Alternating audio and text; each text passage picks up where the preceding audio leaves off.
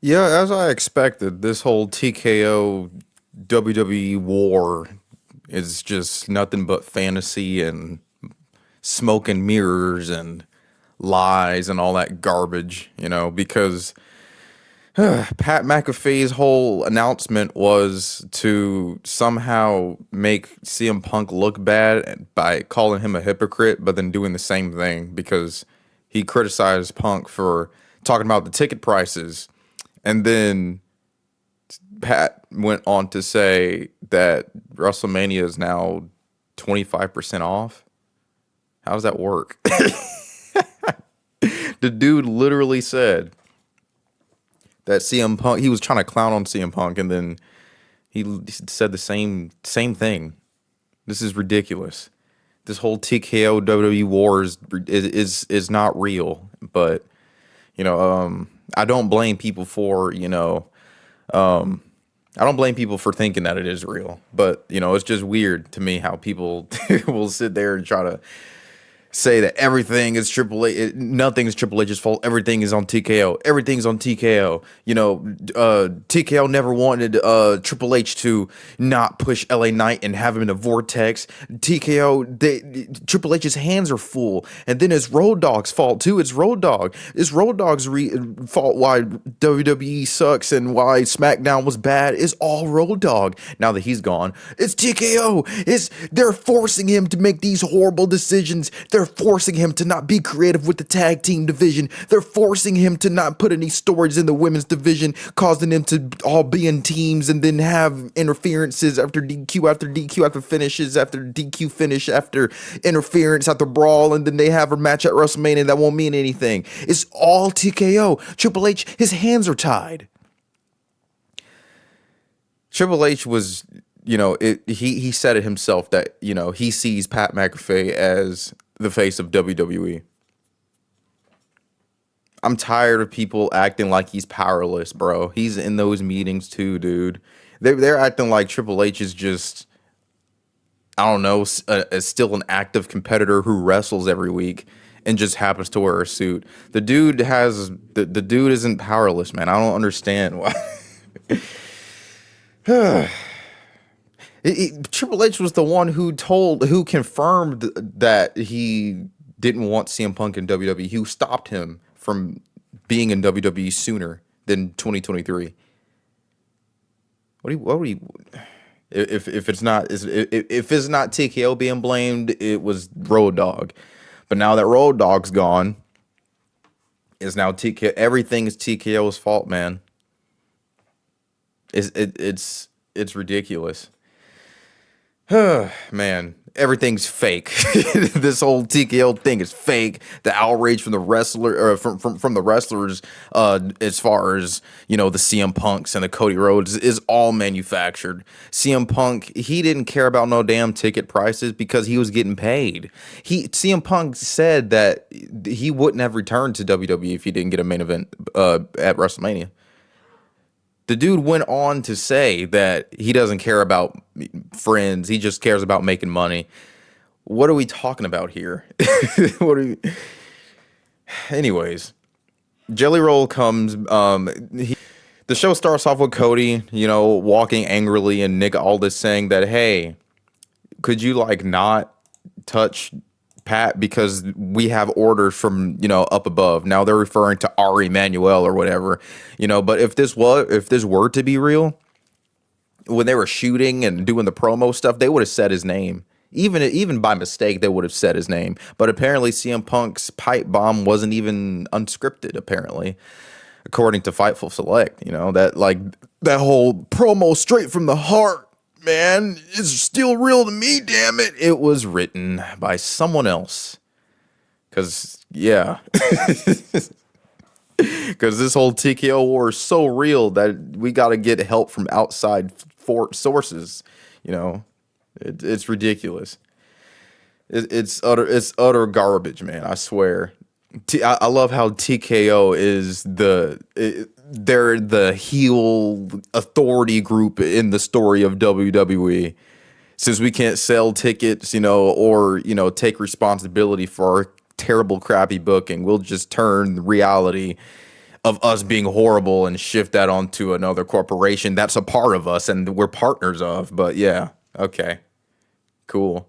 So then we get well, what happens is Jelly Roll attacks Pat McAfee, and because Pat McAfee has this loophole from supposedly Ari, but since Ari doesn't care about wrestling, and Ari isn't like a wrestling guy, he's just there for the money and TKO, and they don't even care about the business, which is interesting to me because I'm pretty sure someone like Ari Emanuel wouldn't be caught dead watching WWE.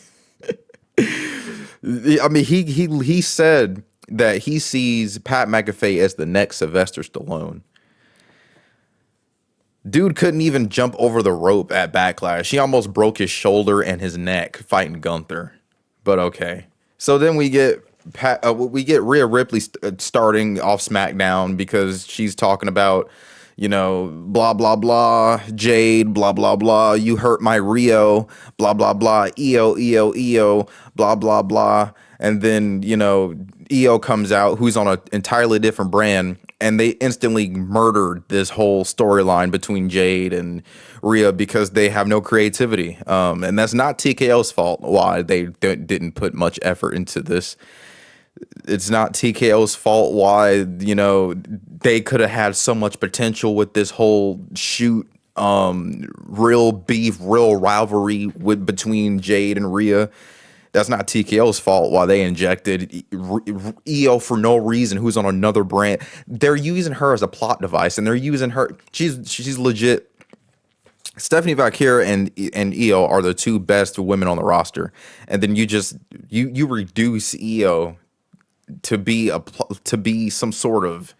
It's honestly really sad, someone like her, but when you're with the boss's favorite, when you're with someone like Rhea Ripley, if you are placed with her, you will only ever be used to catapult her into the main event scene. Same thing with Charlotte and Alexa. As soon as that team is over, they're gonna have Alexa stay wherever she is on the mid card or whatever when she gets separated from Charlotte, and Charlotte's gonna go on to win a million more championships. Charlotte and Rhea Ripley are just they will never really. I mean, for the long term, it'll never be them not being in the spotlight and not we're talking about like main event, winning title picture, winning titles, all that stuff. It's really unfortunate. But then we get EO and Jade Cargill for the main event because usually when Nick Aldis comes out, the show is so formulaic. It's like how do I say this? It's like watching SmackDown and Raw is like two animations. Is either you're gonna put them in a tag team match or you're gonna put them in a one-on-one match, and then the general manager just walks away, and then we go to commercial break because they have nothing else for them. But then we get a face versus face match between two women who are already on the card for WrestleMania, which makes no sense. It's just stupid filler. We get Alexa versus Bayley, and then Bayley arrives in her hometown and loses because that's the Wrestling 101 tradition. You put someone else over in your hometown in front of your fans and family, and then it was all just off a fruity fruit roll up, and then we go backstage because they have nothing for the women on a weekly basis, and this again isn't TKO's fault why they don't have any creativity for the women. This is just it is what it is, like WWE are creative in very small doses, it's like fentanyl, like you can only take a little bit, and they can take a little bit of creativity before they start to short circuit and malfunction and start having conniption fits and dance parties. This really it is really sad because like I'm still thinking about how EO's main event, her WrestleMania moment will just be to what have a I don't even know what she's doing. Probably gonna help Rhea Ripley against B-Fab, Michin, and Jade. If they were really playing their cards right, they would have just had Asuka and Kyrie, in the EO situation because Io and Asuka have been in this rivalry storyline for like a million years now, to where it's the Stockholm syndrome garbage with Asuka and Kairi Sane, but they don't even have anything planned for Mania with that. It's ridiculous. It's honestly unfortunate. And then we go to backstage with Lil Yachty wearing a Sami Zayn t-shirt, and then Jobber Cardona and Mello with the fours, and then Trick Williams. But I really, really hope that we get a Rey Mysterio 2006 moment when we just have somehow, some way, Carmelo Hayes being in the United States Championship match, and even Trick Williams, breaking kayfabe and everything. And I think he was still in character when he said that it'd be a beautiful moment to see Melo, in the WrestleMania match. I think it'd be too, because no one's trying to see Sami when no one's trying to see Sami Zayn walk out of WrestleMania 42 as the United States champion. And now I can say that proudly, because no one can ever say it's forced hate. No one can comment under my video because they like Sami and I didn't like Sami's character and say it's forced hate. You're just desperate for views. You're being goofy. Blah blah blah blah. Listen to the crowd. Sami Zayn got ate alive by the crowd like it's a Lion King episode, and you're over here talking about you're just desperate for views. Sami's great. Sami's over. Yeah, okay. People always want to complain. No, see, the thing with these modern fans is, if you say something not like even remotely, like if you don't glaze every single thing that their favorite wrestler is doing, or what their favorite wrestler is about, then they see it as an automatic attack and they get defensive. It's really sickening.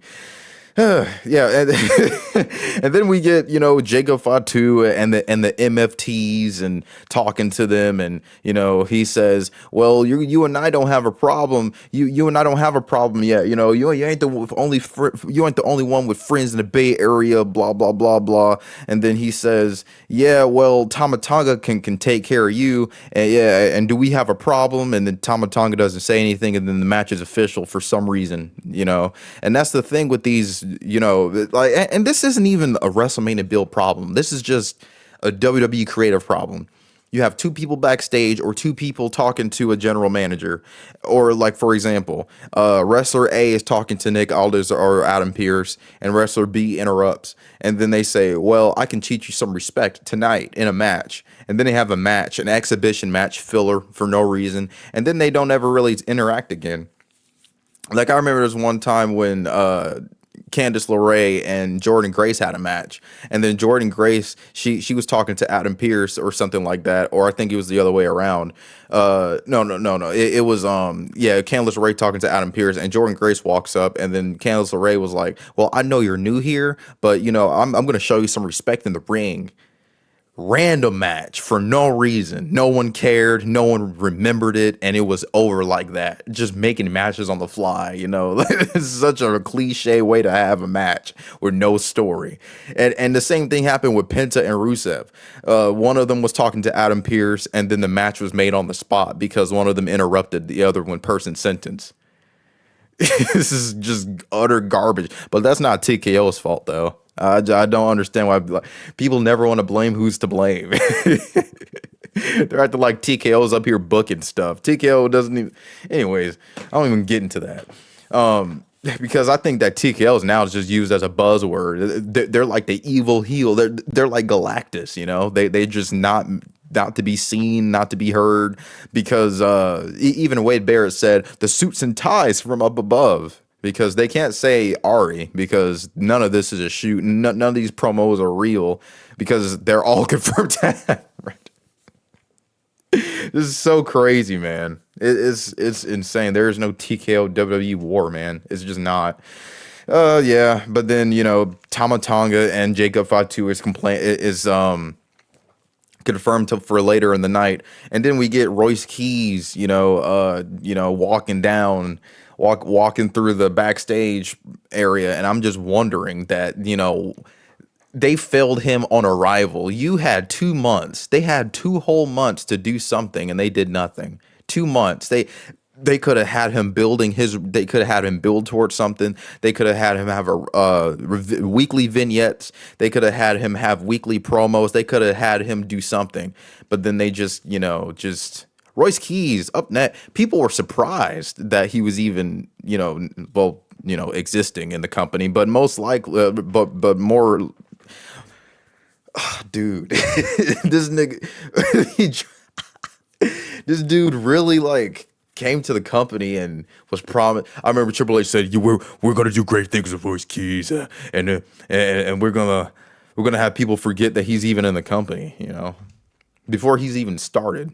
It's really crazy. So then we get Humberto Carrillo, who was somebody that I was a really big fan of in 205 days back in 2019, bro. I remember one time it was Humberto Carrillo, and he had a match with Seth Rollins on Raw. I don't think it was for the Universal Championship, but he had a match with Seth Rollins. Like 2019 Humberto, go back and watch if you haven't, because the dude's an amazing worker.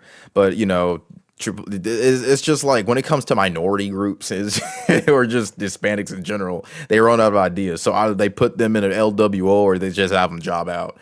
If you're like a Hispanic team, it's bad, like for real. Like the main roster they have a huge issue booking. It's like, oh no, what do we do? LWO is full. Let's just put them in catering and then have them job out. And then during Royce Keys' entrance, he gets fluctuating pops because he had no build or no story, and then he's going against someone who hasn't been on TV in a long time, who hasn't been in a prominent role that people care about for a long time. And then on top of that, which makes this match even weirder, is the fact that he got so much offense in. Instead of squashing a jobber and developing a story here, he takes on a random tag man, a random tag team partner in an exhibition. They had 2 months and they have that. This is the result of 2 months of waiting for Royce Keys. 2 months. Is to have dark, to be stuck in the dark match vortex. No build, no story, no nothing. No mention of him. Not even a weekly vignette, so people won't even forget that he even is in the company still. So I had some people even like get confused and say, "Wait, he's an AEW still, right?"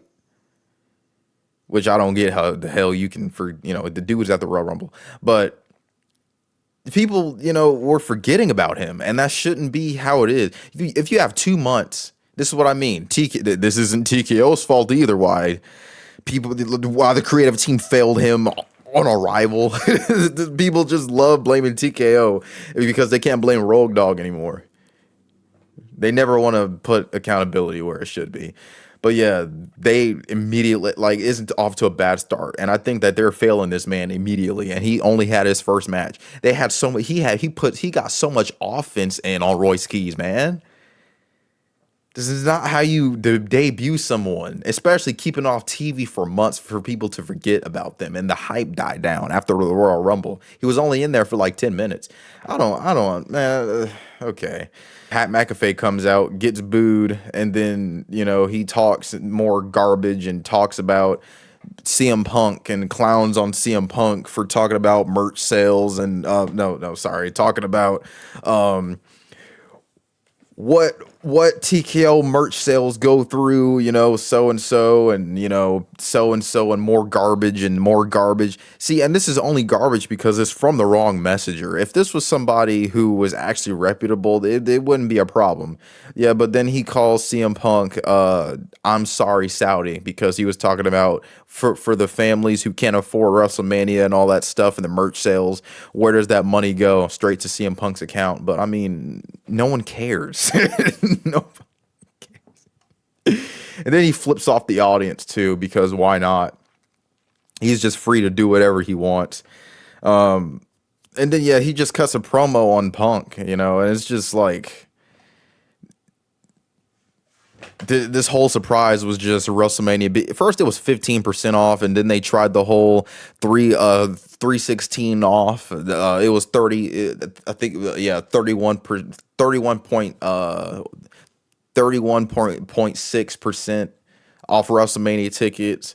And then that didn't work. So they do the fee-free Friday. That didn't work. And now they're trying to do the 25% off. And apparently they're setting the record for already. I mean, we're a week away, but apparently WrestleMania is from what I keep hearing is going to be the lowest attended WrestleMania of all time in 20 years. And man, this is not shocking. And then Cody Rhodes comes out and says a bunch of words. And then I was washing dishes because, you know, when I do this show, when I watch SmackDown, I just do anything else really and still have it on in the background. And then Cody Rhodes was like, "You want to bring the Attitude Era back? That was 30 years." Sorry, I'm going to do my Cody Rhodes voice. "You want to talk about the Attitude Era? That was 30 years ago. Randy Orton was in high school because I am the American Nightmare, and I respect you, Randy Orton. I respect you, Pat McAfee. I respect you, Jelly Roll." And then, you know, more words between them, and then Cody Rhodes walks away, and then he says, "You've always been a title runaway artist, Stardust. Where are you off to now to suck Triple H's?" I don't know, bro. Like, I feel like if more people were allowed to talk like this, more promos would be more exciting, because Pat McAfee saying a bunch of things that are off the wall, and that's how promos used to be, but now everything just sounds like is heavily scripted. But then Jelly Roll gets dragged, and it really reminds me of when Batista dragged Ric Flair when he wanted that final match between Triple H at WrestleMania 35. He was like, "Give me what I want." And he was spitting all over the place. And then we have Cody Rhodes punching himself in the face again because he's Cody, so he punches himself in the face. And then we get, you know, them attacking Randy Orton. But the thing that's interesting to me is that Randy Orton, he's been extremely weak in these promo segment brawls, because he's the one who's getting hemmed up in the corner by Cody, being pounded away, punched and kicked by Cody, even when he has backup. I don't know why he gets an automatic debuff when he's healed, but that's weird. And then we see this unholy, blasphemous picture of Pat McAfee holding the championship. And then he drives off and all that garbage. And then we go to, this is so bad, bro. SmackDown has been terrible, and they can no longer blame the former scapegoat Road Dogg. They can't do it. They cannot do it. And then Danhausen makes his debut in the ring later on in that night. And then we go to a match between Tama Tonga and Jacob Fatu for no reason. And then we get Drew attacking Jacob. And then he has the Temu handcuffs. It kind of reminded me of when Roman got bathed in dog food. I mean, after that happened, you know, just have R-Truth reading ESPN ads just like they did to Ray Phoenix and the rest of the tag team division that they have no problem, they have no creativity for, but we'll just blame everything on TKO. So it's TKO's fault why the WWE doesn't put any effort into the tag team division. So then we get after we have R-Truth reading ESPN ads, we got, you know, Rhea Ripley throwing around B-Fab and all that garbage, and then, you know, more garbage, and she says, "One down, one to go. And then I'm going to take back the title I've never lost because I am Rhea Bloody Ripley." And then we go to Sami Zayn and, you know, Sami Zayn and his crowd reaction to where they only cheer for his music and not him because they're tired of him.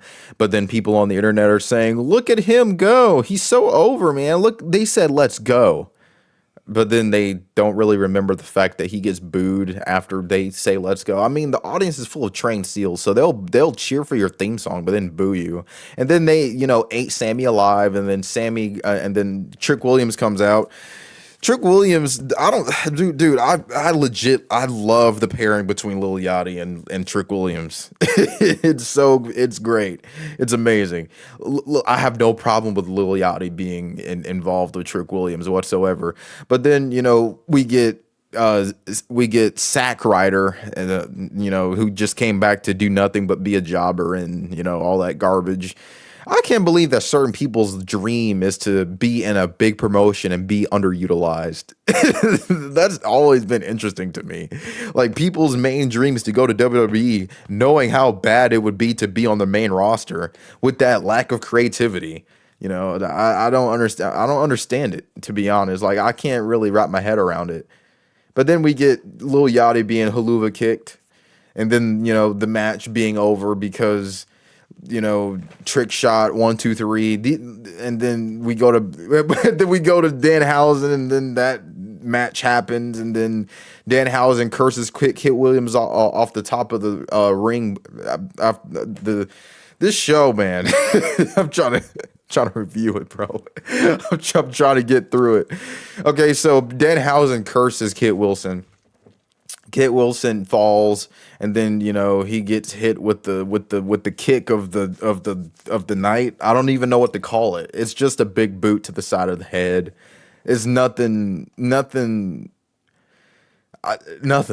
There's like, I don't know, man. This Smackdown. And then we hear moaning and groaning and lip biting and then it just turns out to be Jade. So Jade is, asking who did this, knowing damn well it'd be no one but Rhea.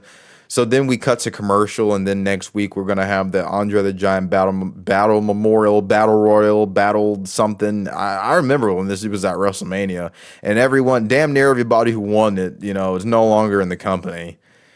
And then we get the long-awaited match between, God damn it, dude. We get MFTs versus the Wyatt Six. Yeah, I thought this was over when he got the lantern back. What are we doing, man? Dude, I swear, like, bro, watching SmackDown and being waterboarded, I don't know which one is better. I really don't. This is bad. Oh my gosh. And then we get the main event. Jade and Io. Io gets beaten. And then, we have Rhea coming to her girls, and then we have Rhea coming to her girls' defense, and then absolutely nothing of significance happens. They don't brawl, they don't do anything. We just see credits come up. We just see credits, and then we just, nothing, and then, it just why the hell would you have okay, so this is what I mean.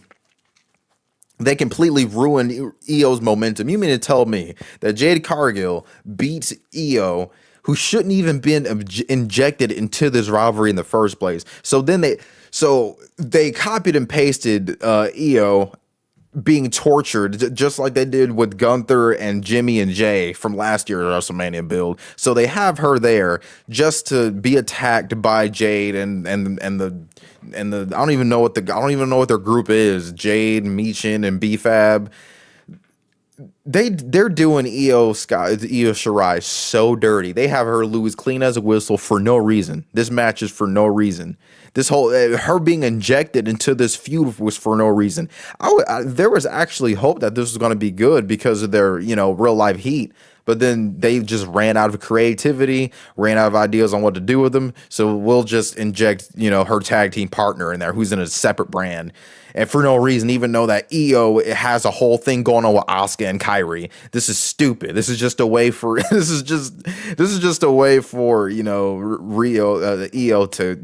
Rhea Ripley to come out, looking. I don't even know what this does for. I don't even know what they're just fighting over. I don't even know what they're fighting for, because they're fighting more for their tag team partners than they are the actual women's world championship. The WWE championship for the women. I'm not. Look, if they don't know, I don't know. If they don't know, I don't know. This is actually brain dead. I don't even know what this is. This is horrid. Why the hell she's injected into this for no reason. I don't understand. There's no justifying injecting Io Shirai into their feud. She has her whole thing going on a separate brand. Why the hell is Io getting involved in Rhea Ripley and Jade Cargill?